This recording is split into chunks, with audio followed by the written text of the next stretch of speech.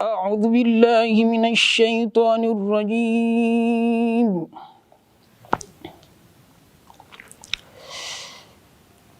بسم الله الرحمن الرحيم.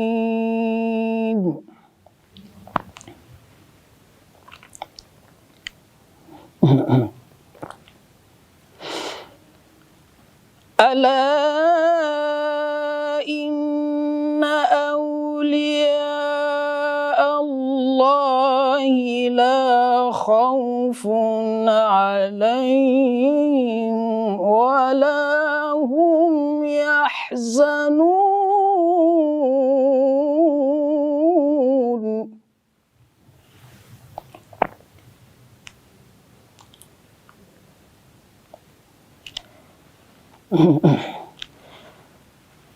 الذين آمنوا وكانوا يتقون.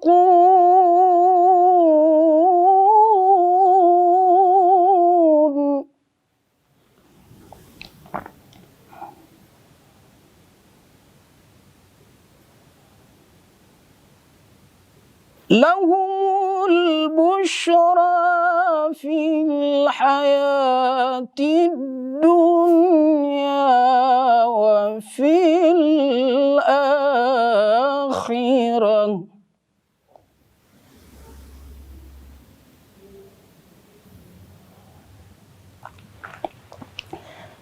لا تبديل لكلمات الله ذلك هو الفوز العظيم.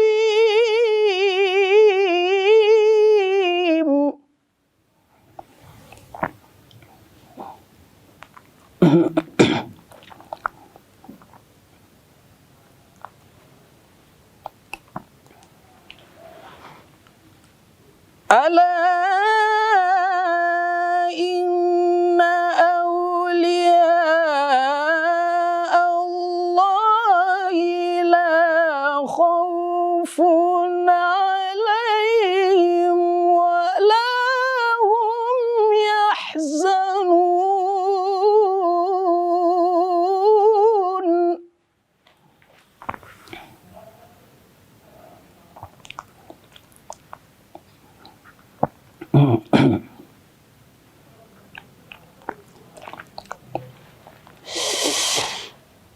ألا إن أولياء الله لا خوف عليهم ولا هم يحزنون.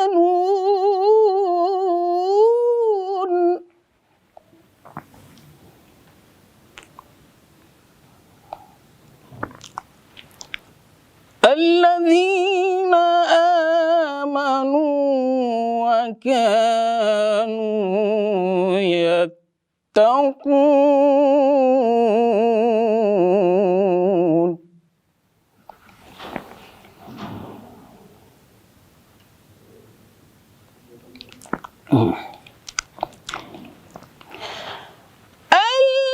الذين آمنوا وكانوا يتقون لهم البشرى في الحياة الدنيا وفي الآخرة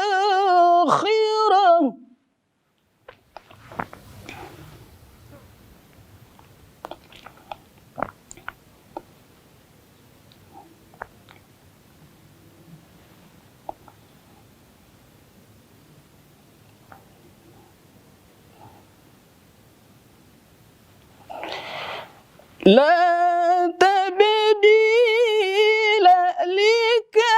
لكلمات الله ذلك هو الفوز العظيم.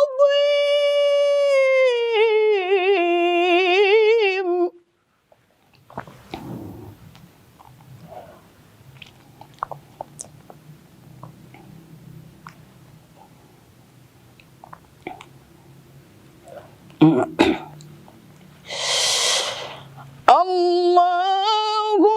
أكبر ولله الحمد بسم الله الرحمن الرحيم.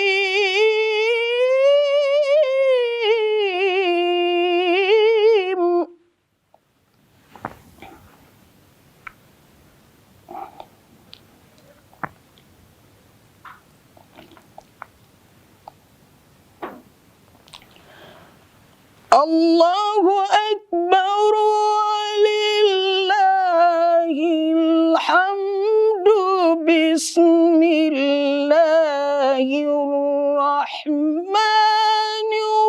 الرحيم.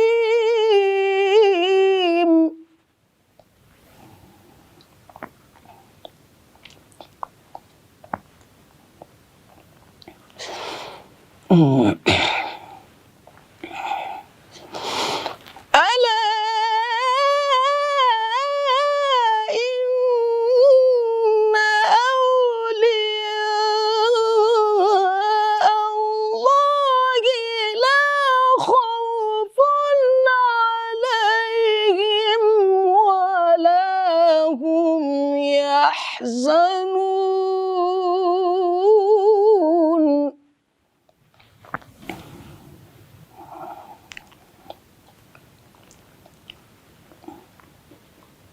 الذين آمنوا وكانوا يتقون.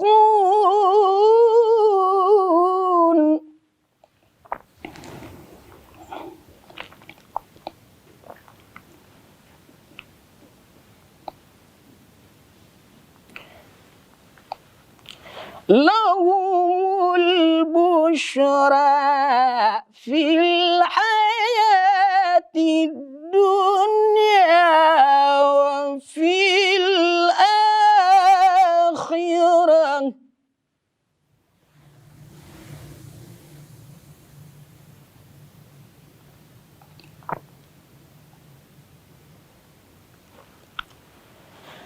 لا تبديل لكلمات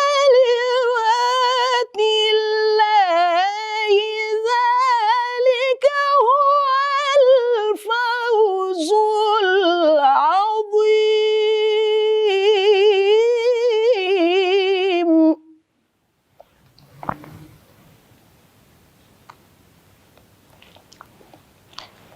لا تبديل لكلمات الله ذلك هو الفوز العظيم. صدق الله العلي العظيم. اللهم صل وسلم وزد وبارك على رسول الله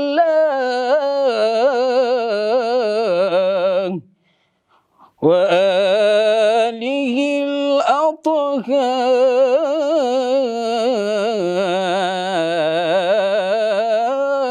مع الصلوات.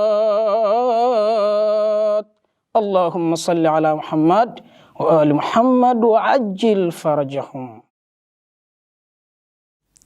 أعوذ بالله من الشيطان الرجيم. بسم الله الرحمن الرحيم. الحمد لله رب العالمين والصلاة والسلام على محمد وآله الطاهرين. قال الأمير من وقر عالما فقد وقر ربه. امام علی علیہ السلام فرماتے ہیں کہ جس شخص نے ایک عالم کو احترام کیا اور اس کو اکرام کیا ایسے ہی ہے کہ جیسے اس نے اپنے پروردگار کا اکرام اور احترام کیا ہے. اسی سلسلے میں ہم نے علامہ مرحوم رئیس المبلغین سید سعید اختر رضوی کے برسی کے سلسلے میں کافی سارے پروگرامز کا آرگنائز کیا ہے اور میں شکر گزار ہوں آیت اللہ حمید الحسن صاحب کا کہ انہوں نے اردو مجلس کو خطاب کر کے اس برجستہ شخصیت کا معرفی کیا۔ کماکان میں آپ لوگوں کا بھی شکر گزار ہوں کہ اپنا وقت نکال کر ہمارے ساتھ ان مراسموں میں شرکت کی۔ آپ لوگوں سے یہ گزارش ہے کہ مرحوم علامہ سید اختر رضوی اور تمام مرحومین کے لیے ایک سورہ فاتحہ پڑھ کر ان کی روحوں کو ایصال کریں۔ والسلام علیکم ورحمۃ اللہ وبرکاتہ۔ ایک سلام کے چند شعر پیش کرنا مدعا فرمائیں کہ چشم شہ پڑھنے سے پہلے جاذب دیدہ نہ تھا، چشم شہ پڑھنے سے پہلے جاذب دیدہ نہ تھا، قیمتی پتھر طہر لیکن تراشیدہ نہ تھا، قیمتی پتھر طہر لیکن تراشیدہ نہ تھا۔ مدعا فرمائیں کہ ڈھا دیا ایک ضربت انکار سے یہ تم ہی تھے، ڈھا دیا ایک ضربت انکار سے یہ تم ہی تھے، ورنہ بیعت کا محل ایسا تو بوسیدہ نہ تھا، ورنہ بیعت کا محل ایسا تو بوسیدہ نہ تھا۔ مدعا فرمائیں کہ کربلا کی سمت سے اس واسطے جنت گئے، کربلا کی سمت سے اس واسطے جنت گئے، فاصلہ بھی کم تھا اور رستہ بھی پیچیدہ نہ تھا، فاصلہ بھی کم تھا اور رستہ بھی پیچیدہ نہ تھا، کہ بس اسی کو راہ سے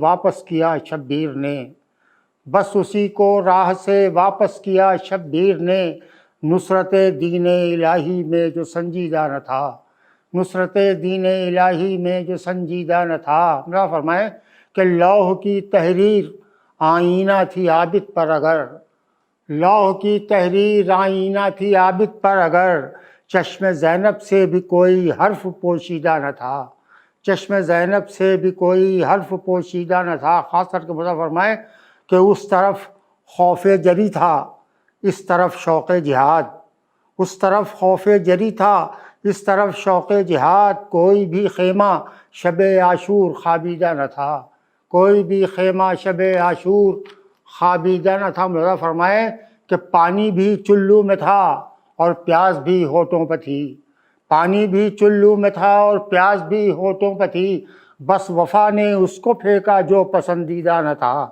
بس وفا نے اس کو پھینکا جو پسندیدہ نہ تھا، کہ کچھ ستارے تھے فلک پر سوگوارانہ مگر۔ تھوڑی سی بات کہ پہلے جو تھا بھی غم کے ہوتے تھے، لیکن کوئی دیکھیے گا اس شعر میں خاص ایک مقصد ہے کہ کچھ ستارے تھے فلک پر سوگوارانہ مگر، کربلا سے پہلے کوئی چاند رنجیدہ نہ تھا، کربلا سے پہلے کوئی چاند رنجیدہ نہ تھا، کہ جون کا پر نور چہرہ دیکھ کے بعد دعا، جون کا پر نور چہرہ دیکھ کے بعد دعا، کون سا آئینہ ایسا تھا جو گرویدہ نہ تھا، کون سا آئینہ ایسا تھا جو گرویدہ نہ تھا۔ مدعا فرمائیں کہ کربلا پر جب نظر کی تب یہ آگاہی ہوئی، کربلا پر جب نظر کی تب یہ آگاہی ہوئی، ساری دنیا دیکھ کے بھی میں جہاں دیدہ نہ تھا، ساری دنیا دیکھ کے بھی میں جہاں دیدہ نہ تھا، کہ جب کہا میں نے تبسم لوگوں نے اصغر سنا، جب کہا میں نے تبسم لوگوں نے اصغر سنا، جب کہا میں نے تبسم لوگوں نے اصغر سنا،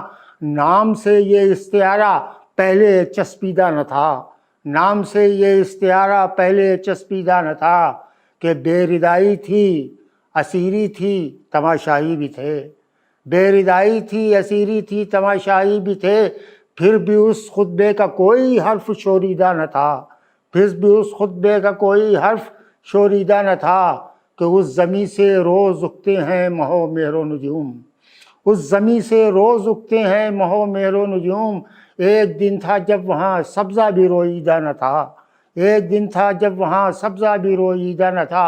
اور مقطع فرمائے کہ قد بڑھایا ہے سفر کا ہر قدم سجاد نے، قد بڑھایا ہے سفر کا ہر قدم سجاد نے، ورنہ سرور یہ شجر اتنا تو بالیدہ نہ تھا، ورنہ سرور یہ شجر اتنا تو بالیدہ نہ تھا۔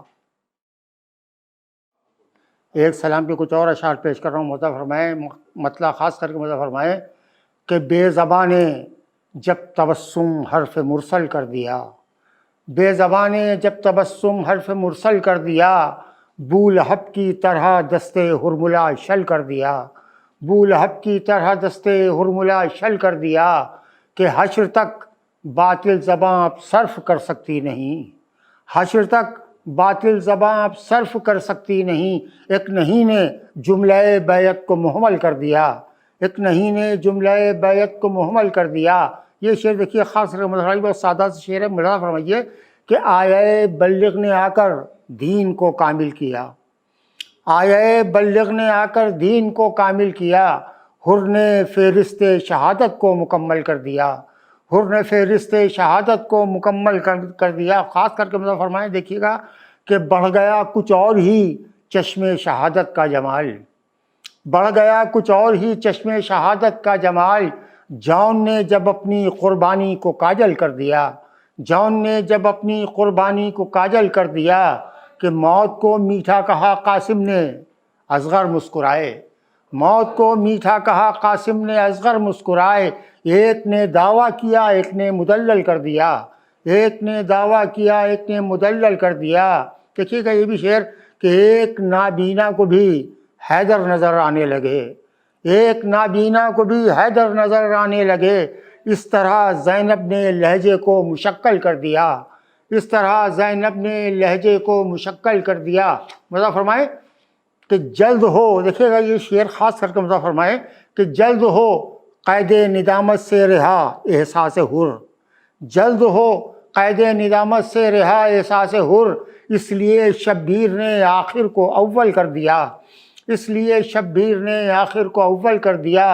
اور یہ دیکھیے جو ہمارے یہاں ہوتا ہے کہ محرم میں ہمارا برتاؤ کیا ہوتا ہے، اس کے بعد کیا ہوتا ہے، بڑا فرمائیں کہ آمد تہذیب غم اے رخصت تہذیب غم، آمد تہذیب غم اے رخصت تہذیب غم، جنگلوں کو شہر پھر شہروں کو جنگل کر دیا، جنگلوں کو شہر پھر شہروں کو جنگل کر دیا کہ خوف سے ہیں زرد رخسار سپاہ القمہ، خوف سے ہیں زرد رخسار سپاہ القمہ، آمد عباس نے چہرے کو پیتل کر دیا، آمد عباس نے چہرے کو پیتل کر دیا۔ خاص کر کے آخری دو شعر مجھے فرمائے کہ نور کے خطبے نے ظلمت کی زبانیں کاٹ دیں، نور کے خطبے نے ظلمت کی زبانیں کاٹ دیں، شام کے دربار کو سورج نے مقتل کر دیا، شام کے دربار کو سورج نے مقتل کر دیا۔ آخری شعر میں فرمائے ہاتھ میں پرچم لیے جب آگ پر رکھا قدم، ہاتھ میں پرچم لیے جب آگ پر رکھا قدم، تو علم کے سائے نے شعلوں کو مخمل کر دیا، تو علم کے سائے نے شعلوں کو مخمل کر دیا۔ آپ تمام حضرات سے درخواست ہے کہ مرحوم آیت اللہ المرحوم جناب سید سعید اختر صاحب علی اللہ مقامہ اور دیگر مرحومین مومنین و مومنات کے لیے سورہ فاتحہ کی تلاوت۔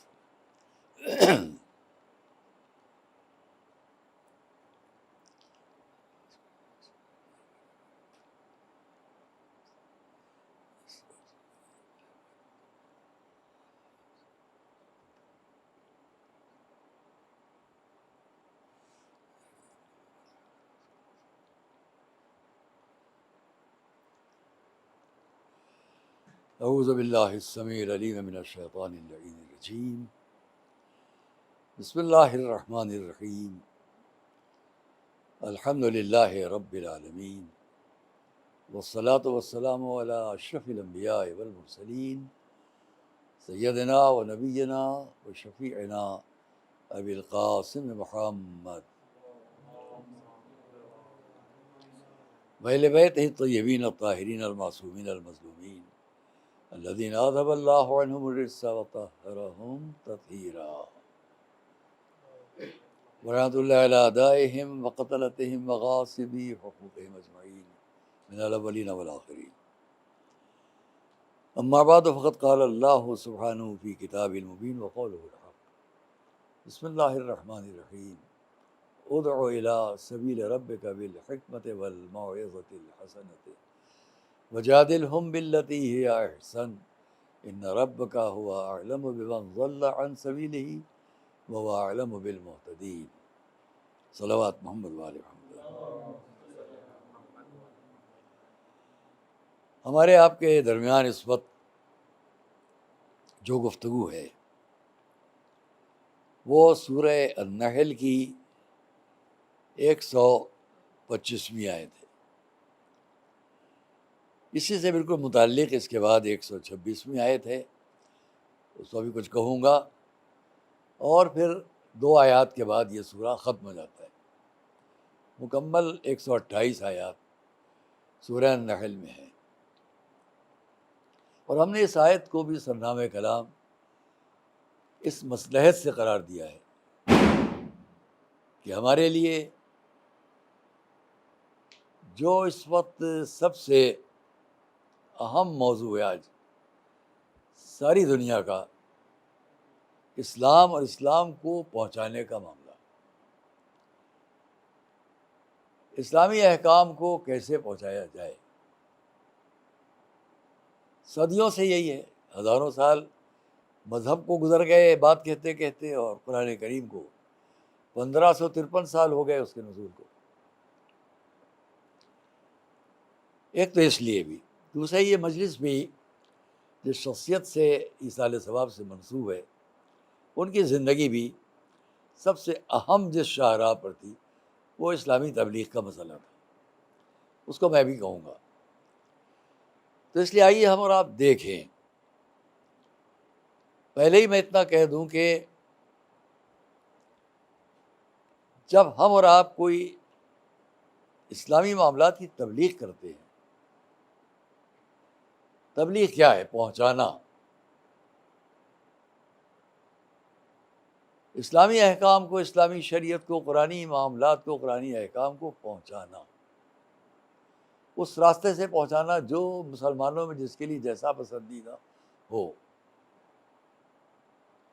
ہمارے آپ کے نزدیک سب سے پسندیدہ راستہ وہ ہے کہ جو حضور اور ان کے اہل بیت، ان کے راستے سے جو ہمیں دین اور شریعت ملی ہے اسے ہمیں پہنچانا ہے. فرق ایک بات کا میں شروع میں ایک جملہ عرض کر دوں کہ میں نے ابھی کہا تبلیغ کا مفہوم ہے پہنچانا، اسلامی احکام کو، اسلامی شریعت کے امور کو تعلیمات اہل بیت اطہار کے راستے سے پہنچانا. ہم اہل بیت اطہار کی پابندی کے لفظ اس لیے اختیار کرتے ہیں، جو حضرات جہاں تک میری بات پہنچے،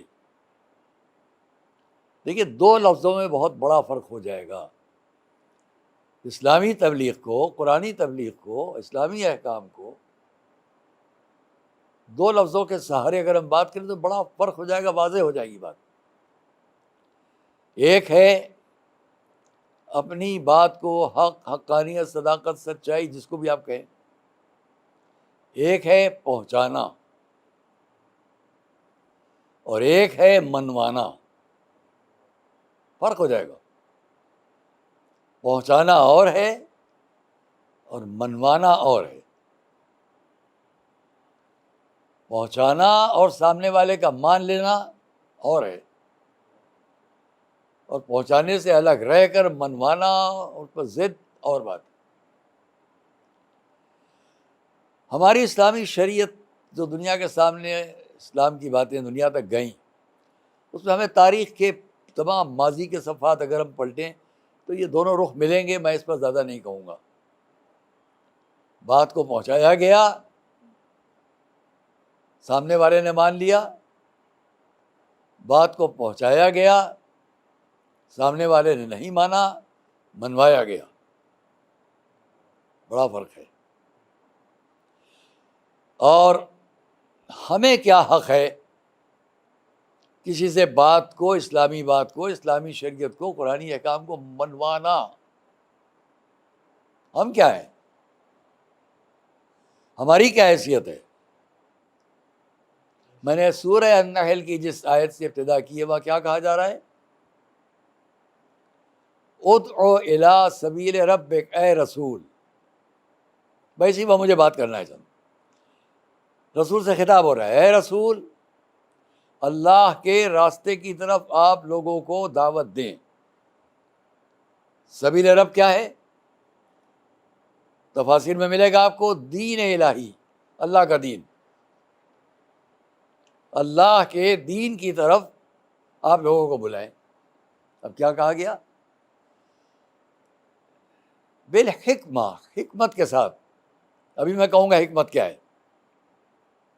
والموعظۃ الحسنہ، اچھی نصیحت. تیسری بات وجادلہم باللتی ہی احسن، اور ان سے آپ وہ بحث مباحثہ، وہ آرگومنٹس کریں کہ جو اچھے ہوں. اب کیا کہا گیا؟ آپ ان 3 راستوں سے لوگوں کو بلائیں، یعنی اسلام کو پہنچائیں، شریعت کو پہنچائیں ان 3 راستوں سے. حکمت ابھی کہوں گا کیا ہے، موعظہ حسنہ اچھی گفتگو، اچھی نصیحت، اچھا واعظ. جدال احسن اچھا بحث و مباحثہ. رسول سے کہا گیا، اس نے کہا اللہ کے دین کی طرف ان 3 راستوں سے بلائیے. بس یقیناً آپ کا رب جاننے والا ہے، ان ربک ہوا اعلم، وہ بہت زیادہ جاننے والا ہے بالمہتدین، جو ہدایت یافتہ ہے. ان ربک ہوا اعلم بمن ضل عن سبیلہ، جو راستے سے گمراہ ہے ان کو بھی جانتا ہے. وہ اعلم بالمہتدین، اور ان سب کو بھی جانتا ہے جو ہدایت یافتہ ہے، وہ جانتا ہے. آپ کا کام پہنچانا ہے، آپ کی بات ان تک اسلام کو پہنچا دینا ہے. پہنچانا آپ کا کام ہے، یہ مانے یا نہ مانے اس کی بات ہمارے ذمے ہے. وہ عالم، وہ بہت جاننے والا ہے. تو عزیزان گرامی، جب رسول کو اس کا طریقہ ہمارے سامنے جو پیش کیا گیا وہ یہ حکمت، موعظہ حسنہ، جدال احسن. جدال سے مراد تلوار نہیں ہے. شروع میں ایک بات کہہ لوں، میں اکثر کہا کرتا ہوں ان باتوں کو، اور بعض لوگوں کو بعض بات اس پر، پھر سے کہہ لوں. 3 لفظیں ایسی جو تے سے شروع ہوتی ہیں ہماری اردو میں، اور یہ تینوں تے بہت خطرناک ہیں. ایک تعلیم، ایک تبلیغ، ایک تلوار.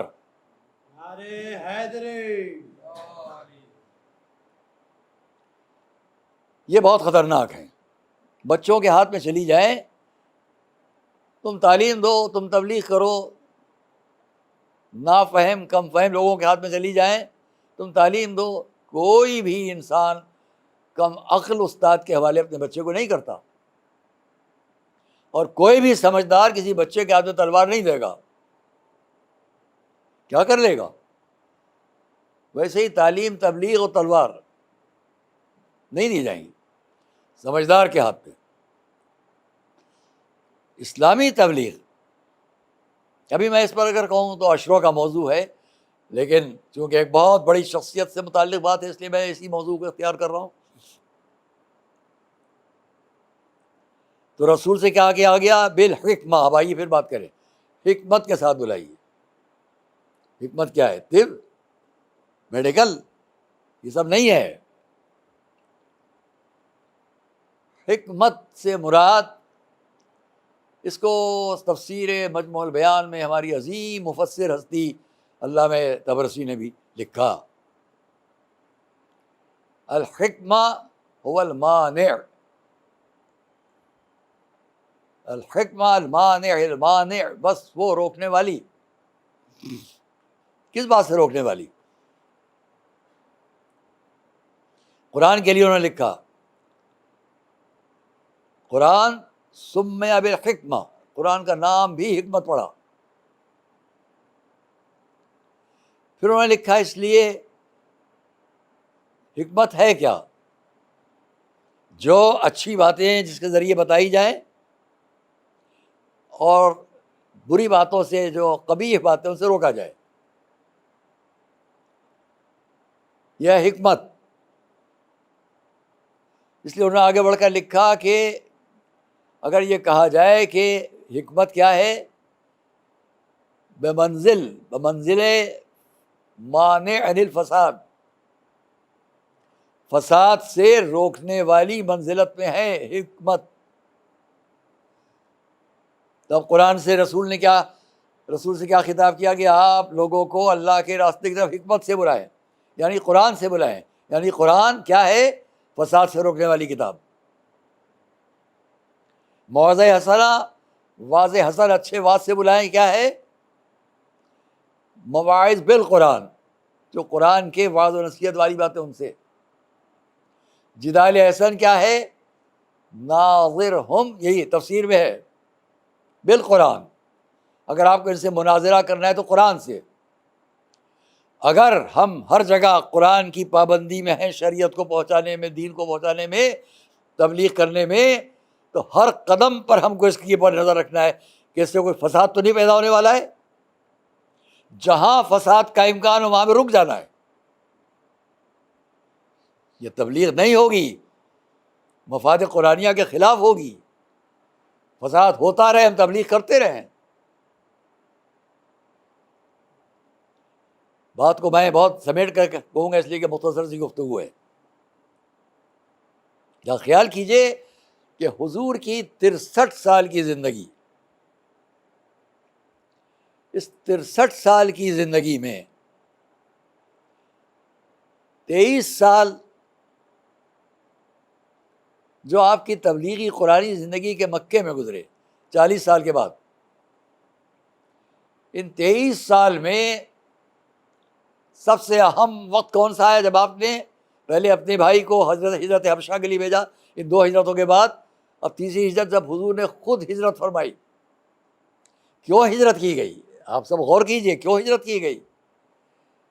اسلام پر, تبلیغ اسلام پر, احکام اسلامیہ پر کسی فساد کا دھبا آنے نہ پائے. ہجرت کر لو. مکے کو چھوڑ دیا, بزرگوں کے آثار چھوڑ دیے, اپنی تمام امور جتنے وہاں تھے وہ چھوڑ دیے, سب کچھ زندگی جہاں گزر گئی 53 سال اس کو چھوڑا, مدینے آ گئے. مدینے کی ذرا جلدی سے میں ایک تاریخ بیان کر دوں. سن 2 ہجری جنگ بدر ہے, مدینے میں ہے, مکے میں جا کر نہیں ہے. سن 3 ہجری جنگ احد ہے. اب جنگیں ہیں تو یہ جنگ نہ کہیے آپ, حفاظتی لڑائی, کیونکہ 440 کلومیٹر چل کے مکے والے آ رہے ہیں, حضور کے مقابلے مدینے یا مدینے کے قریب ہو رہے ہیں. غور کر لیجیے گا. 2 ہجری بدر, 3 ہجری احد, 4 ہجری کچھ غزوے وغیرہ, 5 ہجری جنگ حدیبیہ, جنگ احزاب جس کو ہم جنگ خندق کہتے ہیں, 6 ہجری حدیبیہ, صلح حدیبیہ, 7 ہجری جنگ خیبر, 8 ہجری فتح مکہ جس کو کہا جاتا ہے. اب حضور کی زندگی کے 2 سال رہ گئے ہیں. 9 ہجری اور 10 ہجری, 11 کی ابتدا میں آپ کا وصال ہے, ابھی وفات ہے. 8 ہجری تک 21 سال ہوئے مکے کی تبلیغ کو سامنے آتے ہوئے. اس 21 سال میں اسلام کو پھیلانے کے لیے ایک دفعہ تلوار چلانا بتاؤ.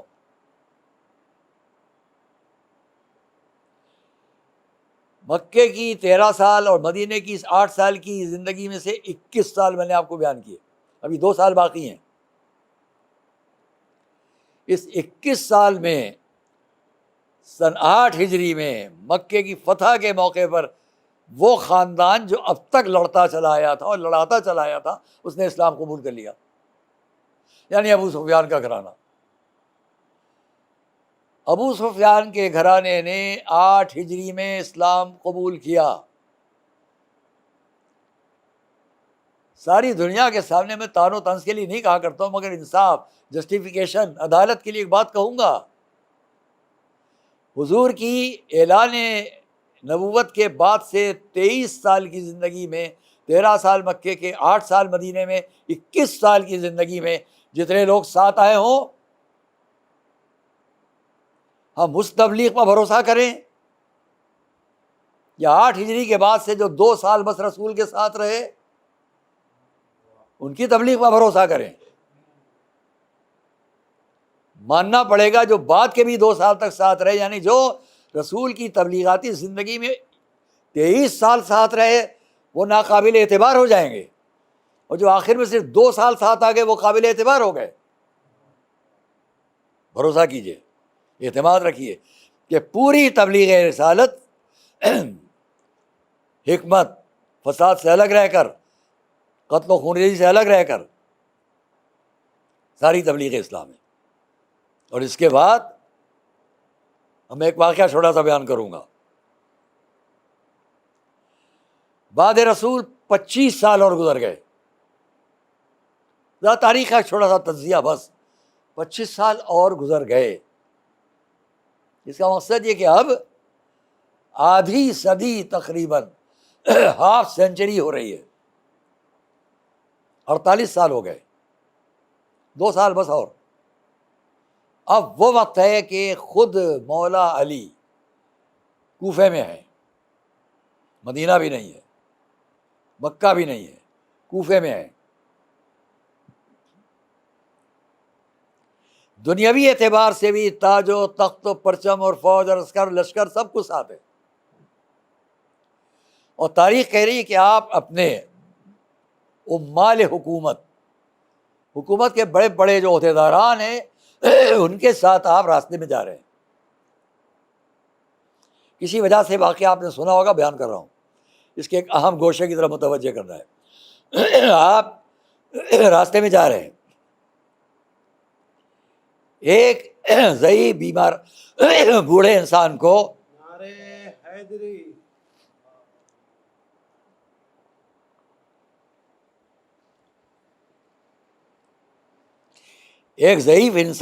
راستے میں پڑے ہوئے دیکھا. تو مولا نے پوچھا ما ھذا، یہ کیا ہے؟ تعجب سے پوچھا، عمال حکومت ساتھ ہے. ما ھذا، یہ کیا ہے؟ راستے میں ایک بیمار انسان لیٹا ہوا ہے. جبکہ مولا کا قول کیا ہے کہ اس دور حکومت میں کوئی ایسا نہیں ملے گا جس کے سر پر چھت نہ ہو، جس کے جسم پر لباس نہ ہو، اور جس کے کھانے کے لیے سامان نہ ہو، اور وہ اس طرح راستے میں پڑا ہو. لوگوں نے کہا یا مولا یہ ایک عیسائی ہے اور اب بوڑھا ہو گیا ہے، بیمار ہے، راستے میں پڑا ہوا ہے. آپ نے فرمایا کل جب یہ صحت مند تھا تو تم لوگ اس سے کام لیتے تھے، اور اب جب یہ بیمار ہو کے اس عالم میں مجبوری میں ہے تو تم نے اس کو راستے میں چھوڑ دیا ہے. اسے ساتھ لو. لے کر وہاں آئے جہاں بیت المال. بہت غور کیجیے گا، بیت المال. وہاں لا کر فرمایا اس کے لباس کا انتظام کرو، کھانے کا انتظام. وظیفہ معین ہوا. 2 باتوں کے لیے میں نے واقعہ بیان کیا. پہلی بات، بعد رسالت حضور کی وفات کے بعد یہ 25 سال گزر گئے، کم سے کم 26 بھی ہو سکتے، 27 سال بھی ہو سکتے. ہاف سینچری، آدھی صدی گزر گئی ہے تبلیغات اسلام کے معاملات کو. اب ساری قوت و طاقت دنیاوی اعتبار سے بھی، تاج و تخت اور حکومت اور فوج سب کوفے میں مولا علی کے ہاتھ میں. وہاں ایک عیسائی کا ہونا، پہلی بات عیسائی ہے. ایک عیسائی نمائندگی کر رہا ہے نہ جانے کتنے عیسائیوں کی. کہ اگر جبر دین ہوتا تو عیسائی نظر نہ آتا. دوسری بات، جب آپ نے اس کے لیے لباس، کھانا، وظیفہ سب معین کیا، بہت غور کیجیے گا. مجھے تاریخ میں یا مولا علی کا یا جو ان کے ساتھ عمال حکومت ہیں، بڑے بڑے عہدیداران ہیں، ان میں 2 طرف میں سے کسی ایک طرف کا ایک جملہ دکھا دو. یا مولا علی فرمائے یا ساتھ والے کہیں اس عیسائی کے لیے بیت المال مسلمین سے جو پیسہ معین ہوگا تو اس عیسائی سے کوئی تو کہتا پہلے اسلام قبول کر لے تب یہ سب ہوگا. نہیں ہوا.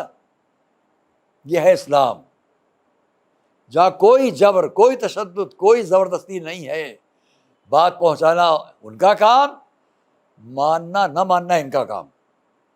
جہاں سے میں نے بات شروع کی.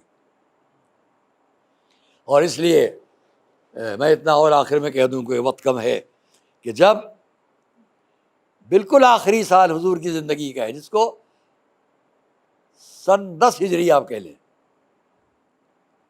حج آخر، اس حج آخر کے لیے میں ایک موقع پر کہیں کتاب دیکھ رہا تھا، الغدیر. کون ہے جو واقف نہیں اس کتاب سے عالم اسلام میں؟ حضرت آیت اللہ العظمیٰ المرحوم شیخ عبد الحسین امینی لکھنؤ میں آئے، مہمان ہوئے، اور مسئول بھائزین میں بھی ان کا 1 ہفتے تک قیام رہا. مجھے شرف ہے کہ میں نے ان کی خدمت کی. آقا عبد الحسین امینی صاحب الغدیر، انہوں نے کتاب الغدیر میں جب حج آخر سے رسول کے پلٹنے کے موقع پر جو حدیث ہے سب دنیا جانتی ہے، من کنت مولا، اسے نقل فرمایا اگر میں اس وقت کوشش کروں، مثلاً تھوڑا سا میں اس پر کہہ لوں، مثلاً اگر میں یہ کہوں کہ صاحب الغدیر نے یہاں لکھا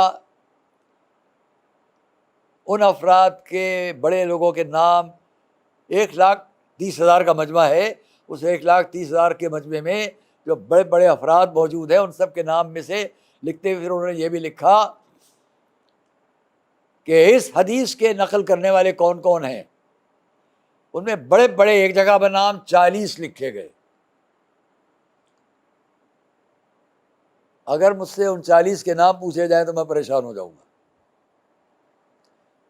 اسی میں آگے لکھا گیا کہ اس حدیث کو نقل کرنے والے 125 بزرگ علماء ہیں. پھر ان تمام بڑی بڑی کتابوں میں جس کو اس کو ایک ہی طریقے، جو ہمارے طریقے سے نقل کیا گیا علماء اسلام میں 370. کیا درجہ بیان ہو حضرت آقا امینی کا رحمۃ اللہ علیہ. جب وائزین میں آئے تو ہم طالب علم تھے، انہوں نے کہا یہ کتابیں میں لے کے جا رہا ہوں، جہاں میں ٹھہرا ہوا ہوں وہاں میں اس وقت واپس کر دوں گا. کہ میرے منہ سے نکل گیا، ایک طرح بے ادبی جسارت تھی. میں تردد بنا، میں نے کہا آغا، تو نے کہا کیا ہے کیا ہے؟ میں نے کہا ہم لوگوں کو یہ کتابیں باہر لے جانے کی اجازت نہیں ہے. تو انہوں نے ادھر ادھر دیکھا، سامنے ایک دری پڑی ہوئی تھی، اس کو اٹھا کر انہوں نے یوں پھیلایا اور اس پر بیٹھ گئے. فرمایا کتابیں مجھ کو دیتے جاؤ، اگر کتابیں باہر نہیں جا سکتی تو مجھے تو کوئی باہر نہیں نکال سکتا، میں یہیں رہوں گا.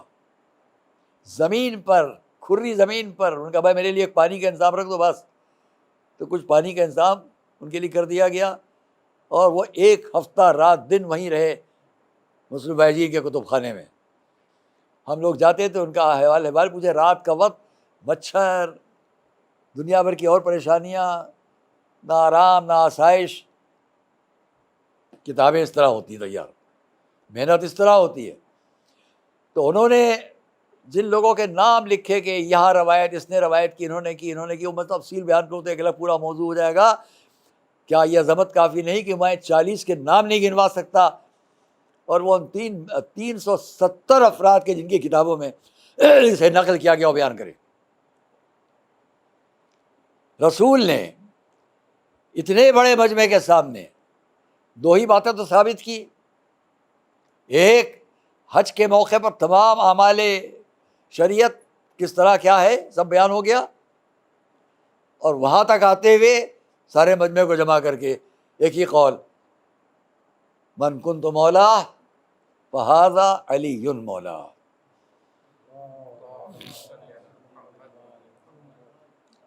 کس طرح ثابت کیا گیا؟ کوئی جبر نہیں ہے، کوئی زبردستی نہیں ہے۔ اور پھر اسی موضوع کو رسول کے بعد 25 سال تک، پھر اس کے بعد کربلا تک، کس طرح ہمارے اسلام کو اہل بیت اطہار نے پیش کیا۔ یہاں میں بالکل قریب میں یہاں سے، کیونکہ لاک ڈاؤن میں یہ مجلس ہو رہی ہے اور اتنی بڑی شخصیت کے لیے ریکارڈنگ کے ساتھ ہے، مجمع بھی نہ ہونا چاہیے، ڈسٹینس کے ساتھ بیٹھے ہیں۔ یہاں پر قریب میں ہیں فرنگی محل ہے، وہاں کے بزرگوں میں ایک صاحب تھے عابد حسین صاحب، ان کے اشعار ہیں کہ جس پر بڑا اعتراض زمانے، لیکن انہوں نے بڑی محبت میں کہے، خدا کے بعد نبی ہے، نبی کے بعد علی۔ اس کا آخری مصرع میں پڑھ رہا ہوں کہ جہاں وہ کہہ رہے ہیں، کھلا یہ ہم پا حدیث غدیر سے عابد، کھلا یہ ہم پا حدیث غدیر سے عابد، خدا کے بعد نبی ہے، نبی کے بعد علی۔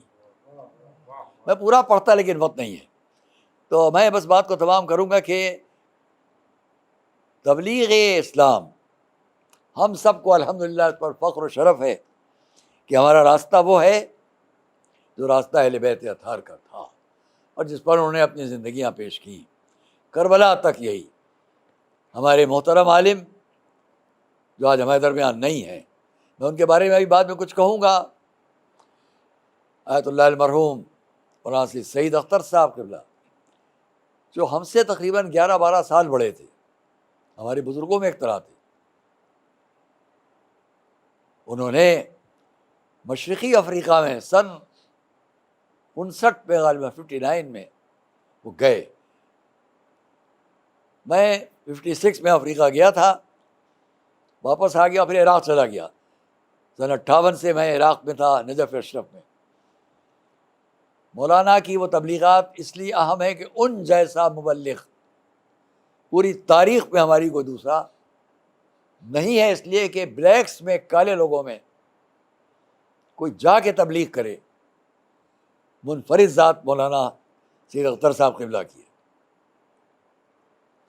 اور یہ الگ بات ہے کہ حبشہ میں حضرت جعفر تشریف لے گئے، 14 سال کے بعد جنگ خیبر میں پلٹے۔ میں اس کو فقرے کو کہا کرتا ہوں، جنگ خیبر فتح ہوئی، مولا علی قلعہ خیبر کو فتح کر کے آ رہے ہیں، حضور کو خبر ملی کہ جعفر آ گئے ہیں، آپ کے بھائی۔ حضرت جعفر ابن ابی طالب کو آتے ہوئے دیکھا، کتنا اہم ہے حضور کا حضرت جعفر کے استقبال کو، جس بھائی کو 14 سال کے بعد دیکھ رہے ہیں، ان کے استقبال کے لیے بڑھنا، کہ گویا راوی اور روایت کرنے والے حضور کے ایک ایک قدم کو دیکھتے تھے، ایک قدم، 2 قدم، 3 قدم، 12 قدم حضور بڑھے استقبال کو، تو مورخ نے لکھ دیا، نہ 13 لکھے نہ 11 لکھا، 12 قدم حضور حضرت جعفر کے استقبال کو بڑھے، گلے لگایا اور یہ فرمایا، میں کس بات پر زیادہ خوشی محسوس کروں؟ بے قدوم جعفر، آیا جعفر کے آنے پر، ام بفتح خیبر، یا خیبر کی فتح پر؟ میں کہوں گا حضور کا یہ جملہ تاریخی اس لیے بہت زیادہ سامنے رکھنے والا ہے کہ حضور نے دونوں کو اس لیے بیان کر دیا کہ ایک بھائی حبشہ میں عیسویت کو فتح کر کے آ رہا ہے، اور دوسرا بھائی قلعہ خیبر سے یہودیت کو شکست دے کر واپس آ رہا ہے۔ آپ کے سامنے بات کو ختم کروں، مگر دونوں جگہ تلوار اسلام کو پھیلانے کے لیے نہیں تھی، ورنہ بعد میں یہودی ساتھ نظر آتے۔ اور حبشہ کا تو سوال ہی نہیں ہے کہ جہاں خود علامہ بڑے مورخ ہے اور راوی ہیں ابن الوردی، انہوں نے لکھا نجاشی کے لیے کہ اسلم علی، انہی کے جملے ہیں، اسلم علی ید ابی جعفر، اس نے اسلام قبول کیا ہاتھ پر حضرت جعفر کے، حضرت جعفر ابن ابی طالب، اسلم علی ید جعفر ابن ابی طالب، اس نے اسلام قبول کیا حضرت جعفر کے ہاتھ پر۔ میں یہ کہوں گا عزیزان گرامی کہ حضرت جعفر آئے، رسول گلے لگے، مورخ نے لکھا کہ آنکھوں میں آنسو تھے، مدتوں کے بعد اپنے بھائی کو دیکھا تو خوشی کے آنسو، اور بہت ممکن ہے یہ بھی یاد آیا ہو کہ یہ وہ بیٹا ہے جس نے ہجرت کی وجہ سے اپنے بابا کو پھر نہیں دیکھا۔ حضرت جعفر کی ہجرت کے 3 سال کے بعد، 4 سال کے بعد، 3 سال باقی رہ گئے تھے ہجرت رسول کو، جب حضرت ابو طالب کا انتقال ہوا۔ بھائی نے بھائی کو دیکھا تو آنکھوں میں آنسو ہیں۔ میں ربط کے لیے صرف اتنا ہی یہاں پر کہہ دوں کہ بھائی کی بھائی سے محبت بڑی ہوتی ہے، قوت بازو ہوتا ہے، اور یہی وجہ ہے کہ جب مولا کو رخصت کیا تھا ایک اور جنگ کے موقع پر، ایک اور غزوے کے موقع پر حضور نے، تو رخصت کرتے وقت بھی آپ کی آنکھوں میں آنسو تھے، جب علی فتح کر کے آئے تو پھر رسول کی آنکھوں میں آنسو تھے۔ کیا میں یاد دلاؤں 2 اور بھائیوں کی بات؟ وہ کون 2 بھائی؟ سب سمجھ گئے آپ لوگ۔ جب کربلا میں ایک بھائی دوسرے بھائی کی خدمت میں آیا، آقا مجھے بھی اب میدان جنگ میں جانے کی اجازت ہو، تو امام نے اتنا فرما دیا، بھیا عباس تم تو لشکر کے سردار ہو۔ تو حضرت عباس کا عرض کرنا، آقا وہ لشکر کہاں جس کا میں سردار تھا؟ کتنا مایوسی کا جملہ ہے۔ اس کے باوجود انتظام اس کا رہا کہ جنگ نہ کہلائے ہماری طرف سے، سپہ سالار لشکر، سردار لشکر، اب اور کوئی نہیں ہے۔ لیکن مولا نے کیا فرمایا، اچھا عباس اگر جا ہی رہے ہو تو خیموں میں بچے پیاسے ہیں، گویا یہ بھی جنگ نہ کہلائے، پانی کا انتظام کہلائے۔ حضرت عباس آئے، ساری دنیا جانتی ہے، خیموں میں آ کے آواز دی اپنی بھتیجی سکینہ کو، سوکھا ہوا مشکیزہ، چھوٹا سا مشکیزہ لیا، میدان میں گئے، مشکیزے کو پانی میں تر کیا اتنی دیر کہ پانی بھرنے کے لائق بن جائے، سوکھا ہوا مشکیزہ۔ اچھا پانی بھر لیا تو اب پوری فکر یہ ہے کہ یہ پانی بچوں میں پہنچ جائے، لے کر چلے۔